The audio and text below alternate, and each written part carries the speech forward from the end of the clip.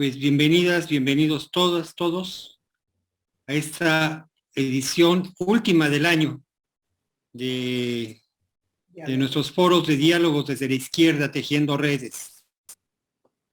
Esta ocasión convocada en memoria del camarada Enrique Cabrera Barroso, quien fue asesinado vilmente el 20 de diciembre de 1972.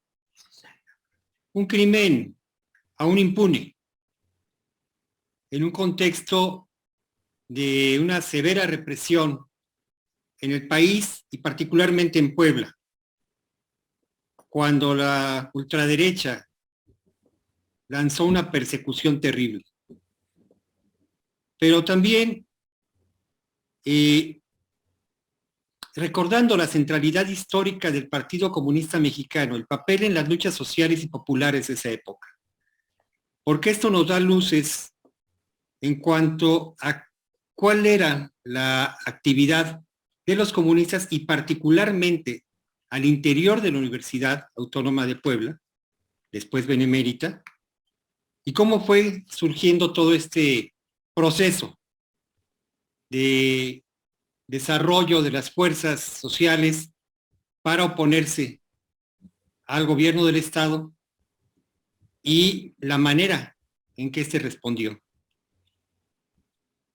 Le damos la bienvenida a los compañeros Jesús Sandoval Ramírez. No, perdón. Jesús Saldaña. Aldaña Ramírez, perdón. Él es licenciado en Historia y tiene una maestría en investigación en este tema. Ha publicado una tesis biográfica de Joel Arriaga, muy bien estructurada desde mi punto de vista, y ha estudiado el desarrollo del Partido Comunista Mexicano en los 60, 70 y hasta su desaparición aquí en el estado de Puebla. Estaba con nosotros, esperemos se vuelva a conectar, el arquitecto Ambrosio Guzmán. Él, un viejo combatiente, junto con Joel Arriaga hicieron la célula de arquitectura, lanzaron la iniciativa para fundar la Escuela de Filosofía y Letras de la UAP y la Escuela de Economía. Trabajaron muy de la mano para impulsar el Partido Comunista Mexicano junto con Enrique Cabrera y otros compañeros, José Luis Naval, etcétera.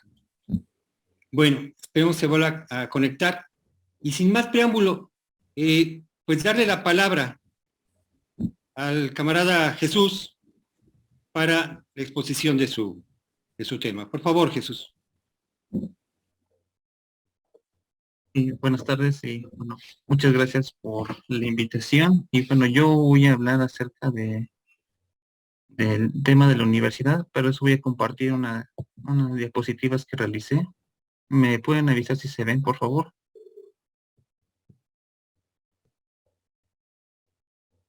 A ver, adelante. ¿Sí se logran ver? Sí. No. No, para nada. A ver, voy a volver a intentarlo.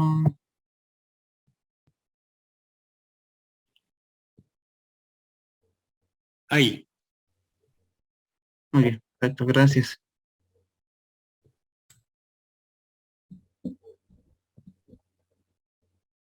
Muy bien, bueno, muy buenas tardes a todos y el tema que yo quiero ahorita plantear en este momento es sobre el Partido Comunista en Puebla. El tema corresponde también a la sesión que estamos en este momento, que es resistencia y universidad. Muy bien. La universidad, antes que nada quiero ubicar a la universidad también como un espacio estratégico como tal, ¿no? El objetivo de la universidad varía de acuerdo a cada época, ¿no? De cada época, por ejemplo, en México, a lo largo de su historia, ha jugado un papel importante tanto en la colonia, tanto en México independiente, durante la Reforma, siempre un papel ya sea para ¿cómo decirlo? Conservar el statu quo o promover reformas, organizaciones para apoyar a los más protegidos en ese sentido, ¿no?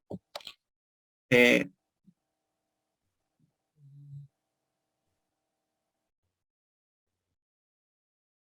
Perdón, ya.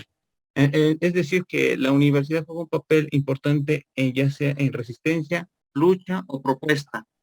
Es también un lugar importante conforme los estudiantes toman parte importante en la universidad, ¿no? Un ejemplo de esto fue en un congreso celebrado en 1933, en el cual se enfrentaron los proyectos universitarios. La primera con orientación socialista, adoptando la filosofía del materialismo histórico para la vida científica del país, y las otras posturas fueron orientadas hacia la defensa de la libertad de cátedra. La primera fue encabezada por Lombardo Toledano y la segunda por Antonio Caso. El debate terminó con la aceptación de una educación socialista en la universidad, pero solamente de provincia, con excepción de la UNAM. Esto mantuvo como que atentos a todos los estudiantes católicos que vieron un peligro en la concepción socialista y solicitaron la expulsión de Lombardo Toledano y de sus partidarios. El control de la Confederación Nacional de Estudiantes fue ganado por los universitarios católicos mismos que promovieron la libertad de cátedra, vetando las ideas socialistas, por lo menos en la UNAM. Estas confrontaciones dejan claro algo muy obvio, ¿no? Que hay diferencias ideológicas que se van a estar enfrentándose constantemente en la universidad, tanto dentro y tanto fuera. En el caso de estudiantes religiosos, principalmente buscaron luchar por los espacios administrativos o la dirección, y las relaciones políticas económicas que mantenían eran a través de hacerse valiosos contactos de una manera amplia y sin problemas con empresarios, ¿no? Y esto los mantenía alejados de la represión. El caso contrario fue con los estudiantes de tinte liberal, socialista, quienes estaban limitados en sus prácticas con el peligro de una represión. Entonces la universidad era, por lo tanto, una trinchera para desarrollar actividades principalmente políticas. Asimismo, les permitía una margen de interacción entre la sociedad y un repliegue estratégico en caso de necesitarlo. Aquí también juega un papel importante el eslabón generacional, porque esta interacción entre profesores, alumnos, permitió que estudiantes especializados se desempeñaran como catedráticos. Así pues, el espacio de confrontación y despliegue tiene cabida dentro de las aulas universitarias, pero la cuestión de los avances científicos, específicamente en este periodo, tuvieron un alcance global por el periodo donde el debate se agudizó. Esto es en los avances académicos donde hay una apertura tanto para la modernización de la universidad y también una politización dentro de los estudiantes. Este tipo de politización, gracias al avance científico y a los avances que está teniendo algunas potencias como la Unión Soviética, es un decir, permite una politización en mayor grado. Aquí vamos a ver, por ejemplo, en el caso del presidente Gustavo Díaz Ordaz, que uno de sus lemas fue que los estudiantes se dedicaran mejor a estudiar y no a hacer política, porque aquí hay una relación muy estrecha. Entonces, la universidad es un espacio estratégico, tanto por su espacio, por la lucha, por la generación que implica y los avances científicos que implica. También, como podemos saber, el marxismo se basa también de una filosofía con base totalmente científica, ya sea el materialismo histórico, la dialéctica materialista y todos los avances en biología, filosofía, física, etcétera.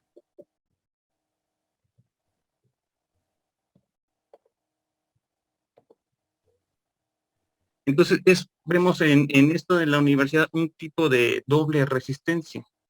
La primera, considerada espontánea, surgía de los mismos estudiantes con el fin de reventar las causas y efectos de la negociación fallida.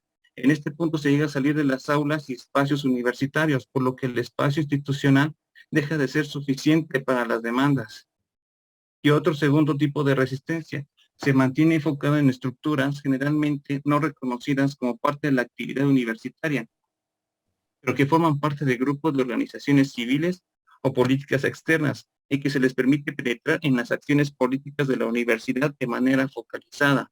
Esto es, en el momento en que yo empecé a investigar acerca de la universidad y cómo el Partido Comunista Mexicano había entrado dentro de las aulas universitarias, porque este es el punto de esta ponencia, es que ver que hay un primer paso de resistencia de los universitarios. Esto es, en el momento en que los estudiantes, por sus distintas posiciones o posturas ideológicas, entran en conflicto, entran en debate, estas se van potencializando en la medida que hay una resistencia por parte de de la administración o de los directivos. Entonces, en el momento en que estas no pueden romper este tipo de administración, van por fuera de la universidad. Esta es una de las eh, posturas favorables o positivas que tiene la universidad, ¿no? Que permite un despliegue tanto de por fuera como por dentro. Y ahorita vamos a ver que cómo la autonomía va a jugar un papel importante y también un papel de defensa para los mismos universitarios. Aquí es una cita de Sebastián Rivera Mir, que dice lo siguiente: los espacios utilizados por los estudiantes para realizar sus actividades políticas no podían encerrarse dentro de la universidad. Por el contrario, una de las características de estos grupos fue que ocuparon la mayor cantidad de espacios públicos posibles, desde sitios cerrados como teatros, salones o cines, hasta parques, plazas y calles. Incluso los espacios que podríamos considerar privados, como casas o departamentos, se equilibraron cuidadosamente entre la delgada línea que diferencia lo público y lo privado.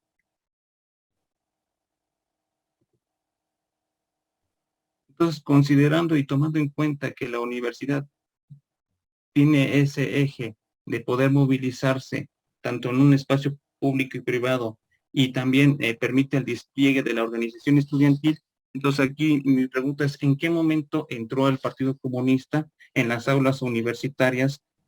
Yo lo ubico principalmente en la década de 1950, pero antes necesitamos retomar algunas cuestiones políticas que tuvo el Partido Comunista Mexicano en 1946, que fue una reforma eh, presentada en enero de 1946 por en ese momento, PRI, el PRI en ese momento, Manuel Ávila Camacho, si bien recuerdo, y en esta reforma electoral presentaba un proyecto en el cual los partidos políticos tenían que ser de escala nacional. Esto es que los partidos regionales o los partidos locales no eran bien vistos por el Estado y por lo tanto iban a ser eliminados. Entonces los partidos nacionales, en este caso es el PRI, el PAN, el Partido Comunista y otros partidos que logran unificarse como partidos nacionales. No obstante, en 1949 el Partido Comunista es considerado clandestino por algunas cuestiones que supuestamente quebrantaban esta reforma de 1946, esta reforma electoral. Esta consistía en que no tenían que tener ningún proyecto o una intervención extranjera. Entonces, con tal argumento le quitaron ¿cómo se llama? El registro al Partido Comunista, por lo que el partido se convierte en un partido no reconocido por el Estado y en este sentido una cuestión no legal o clandestino, ¿no? Y agregamos a esto que hay unos problemas nacionales de organización que, bueno, por la cuestión de tiempo no voy a meterme a profundidad, pero todos estos jugaron un papel importante para la organización y para el empuje que va a tener el Partido Comunista aquí en Puebla.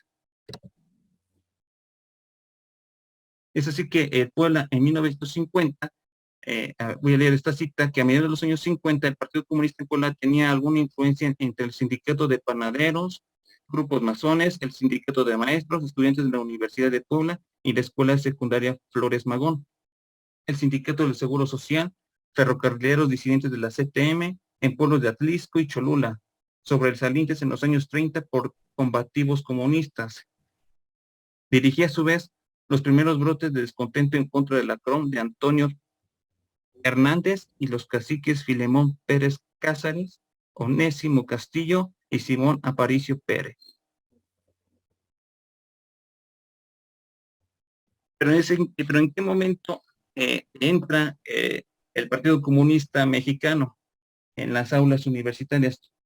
Aquí es importante recalcar que a pesar de que había una organización era muy pequeña, y aparte de que el sistema mexicano, a partir de las elecciones y los partidos nacionales, habrían, habrían debilitado mucho al Partido Comunista en ese momento.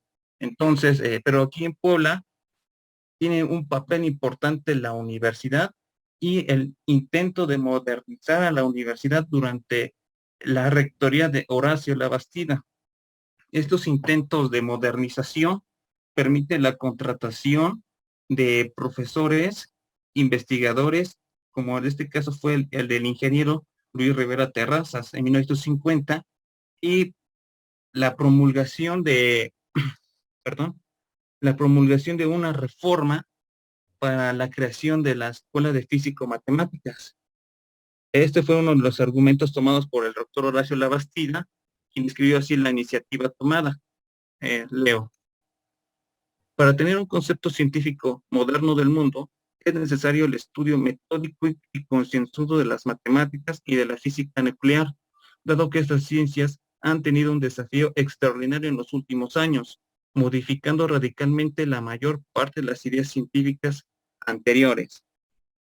Si nuestra universidad no proporciona esta enseñanza, vive ignorante y retrasada.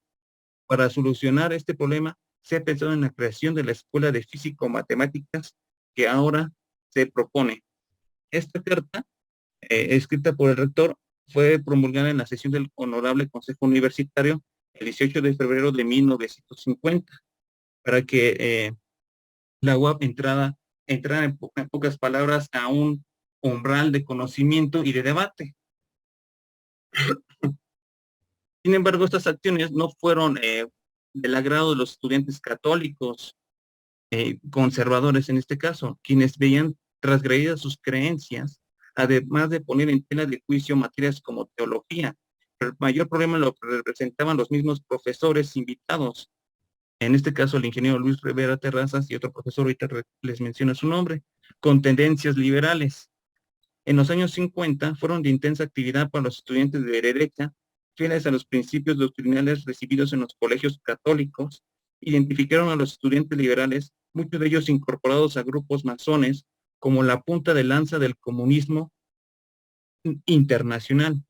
Ello les llevó a organizarse mejor para combatir al triple enemigo de la religión, que era el judaísmo, la masonería y el comunismo. Esta cita la agarré de Nicolás Dávila Peralta en las Santas Batallas. Entonces, esto es luchar contra el socialismo, tiene como coyuntura histórica en ese momento las reformas educativas del cardenismo, el contexto de la Guerra Fría, el macartismo que se estaba fortaleciendo, entre otras actividades, conformando un pensamiento realmente anticomunista, muy arraigado en esta década de los 50, por lo que el blanco de ataques en la universidad fue la recién fundada Escuela de Físico-Matemáticas.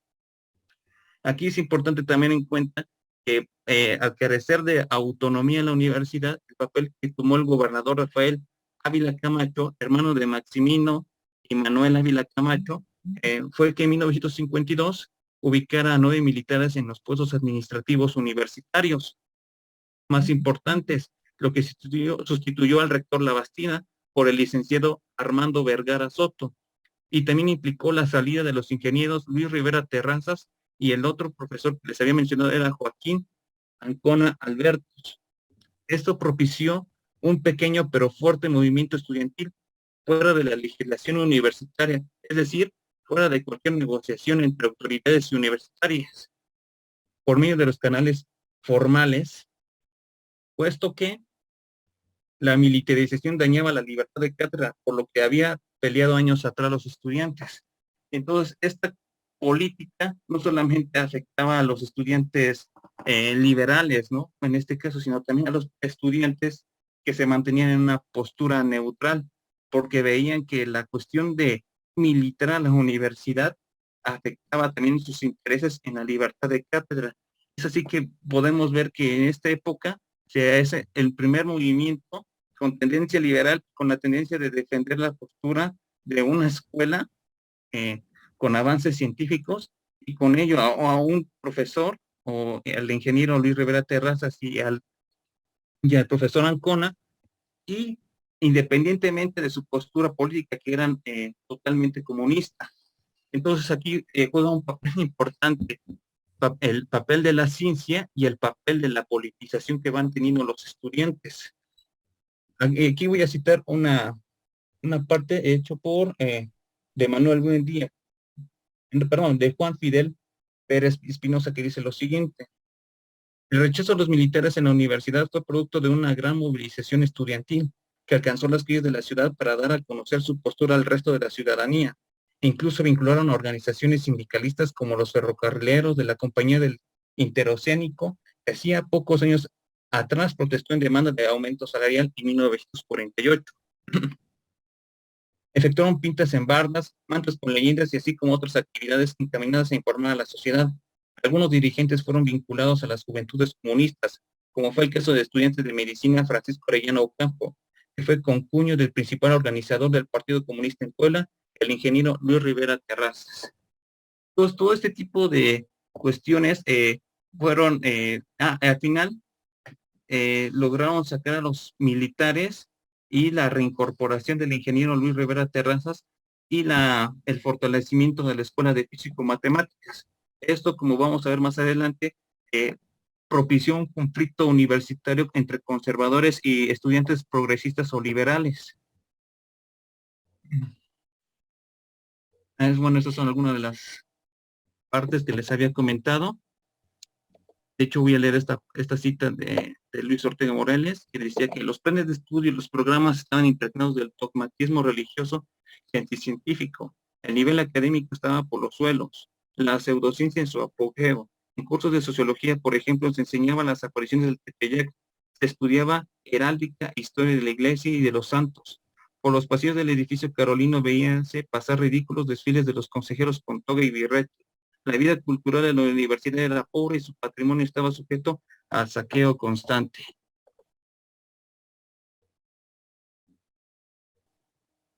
Bueno, continúo. Esto trajo como consecuencia una organización conservadora, y lo que permitió es que se radicalizara. Para 1955 se creó el Frente Universitario Anticomunista, apoyado por el rector en ese momento, que era Gonzalo Bautista O'Farrill. El FUA fue en esencia un grupo de universitarios, profesores, administrativos y estudiantes que se mantuvo en defensa de los espacios a favor de sus creencias y aspectos religiosos. La teología fue una de sus materias que más defendieron.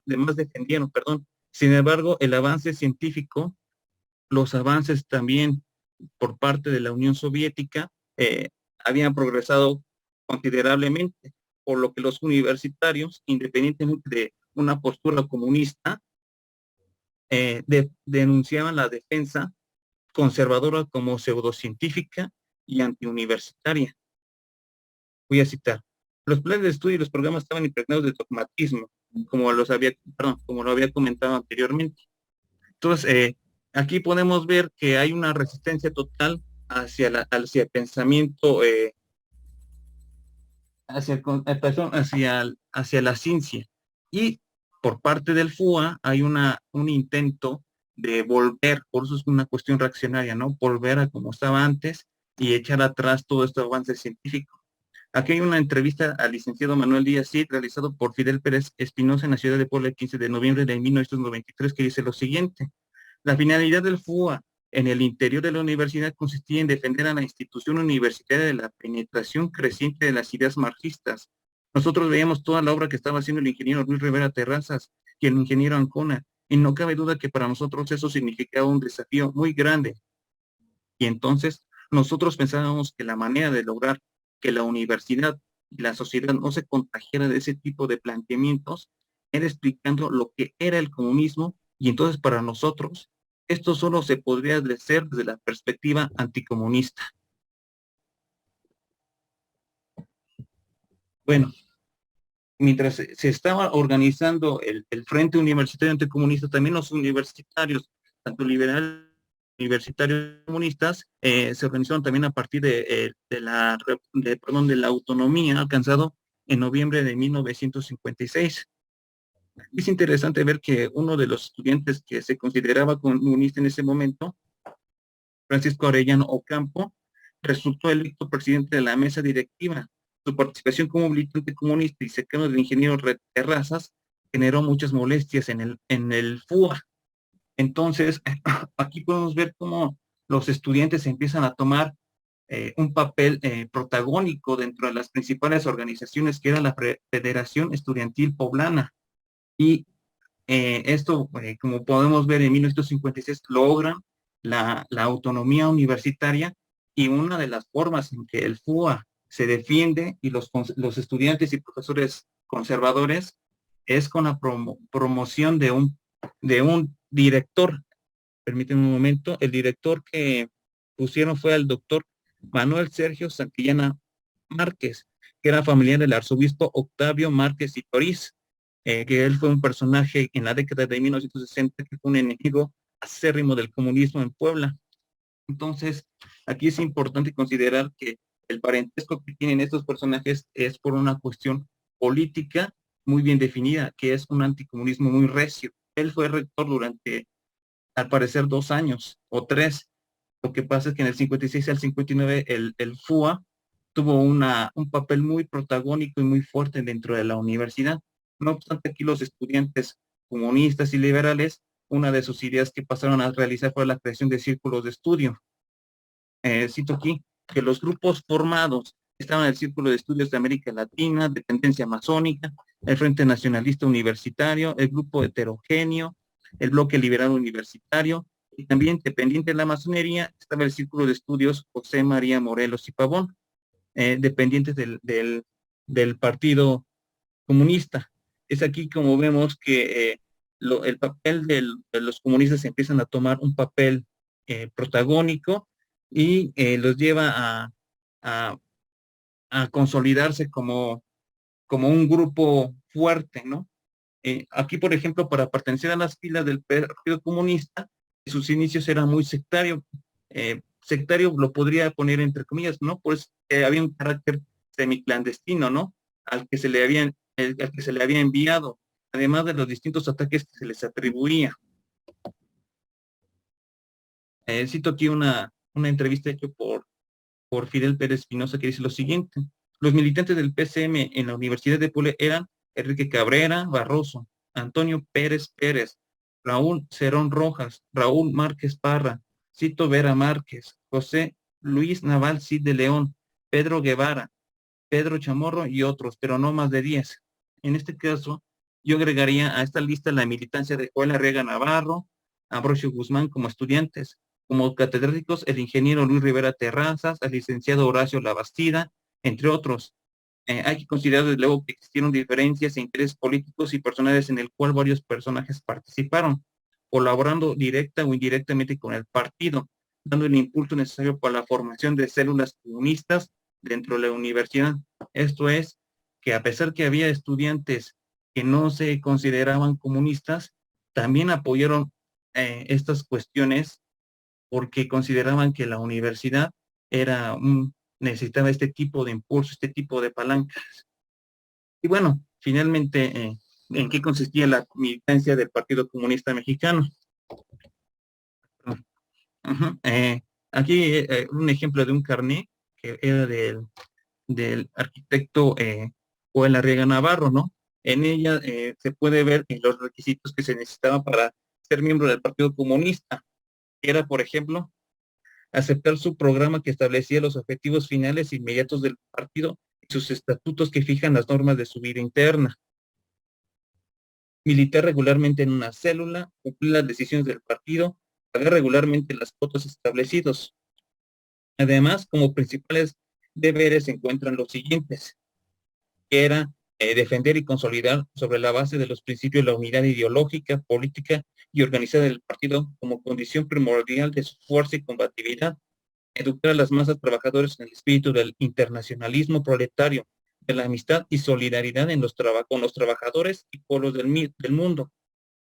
Observar la disciplina partidaria, que es igual para todos los militantes, independientemente de sus méritos y de los puestos que ocupen. Ser sincero y veraz en el partido, no ocultar ni tergiversar la verdad. Colocar los intereses del partido, que son de la clase obrera y del pueblo, por encima de los intereses personales. Guardar celosamente el secreto del partido. Tener una actitud vigilante frente a las actividades abiertas o enmascaradas del enemigo y observar una conducta honesta en su vida privada y en toda su actividad política y social. El miembro del partido tiene derecho a participar en la elaboración de la línea política del partido, elegir y ser electo los órganos dirigentes del partido, criticar en las reuniones del partido el trabajo de los órganos dirigentes y de cualquiera de los miembros del partido, independientemente del puesto que ocupen en él. Dirigir preguntas a cualquier organismo del partido, incluso al comité central, y exigir que se le dé una respuesta concreta. Y finalmente apelar ante los órganos superiores, incluso al comité central y al Congreso Nacional, sobre las decisiones de los órganos inferiores que no consideren justas, estando obligados a acatar incondicionalmente las decisiones tomadas mientras no haya resolución en contrario. Bueno, prácticamente tiene más información este carnet. El objetivo era reconocer a los miembros que formaban parte del Partido Comunista Mexicano. Más adelante, por ejemplo, en 1965 se fortalece la Juventud Comunista aquí en Puebla, se fortalecen las células en cada una de las escuelas dentro de la universidad y fortalecen algunos de los puntos más importantes dentro de las luchas universitarias, como fue la reforma universitaria de 1961, cuando fue lo de los lecheros, el movimiento de los lecheros en octubre de 1964, la resistencia contra la rectoría de José Garibay Ábalos, el movimiento del 68, la represión en el 71, hasta el asesinato, por ejemplo, de el arquitecto Colarriaga en 1972, el 20 de julio de 1972, y de Enrique Cabrera el 20 de diciembre de 1972. Todos estos fue por una organización hecha desde la universidad para los universitarios y para también que la ciencia fuera un motor dentro de la universidad y para la sociedad. Bueno, entonces eso es lo que quería hablarles prácticamente. Muchas gracias por su atención y bueno, para una universidad democrática, crítica y popular. Eso sería todo. Gracias.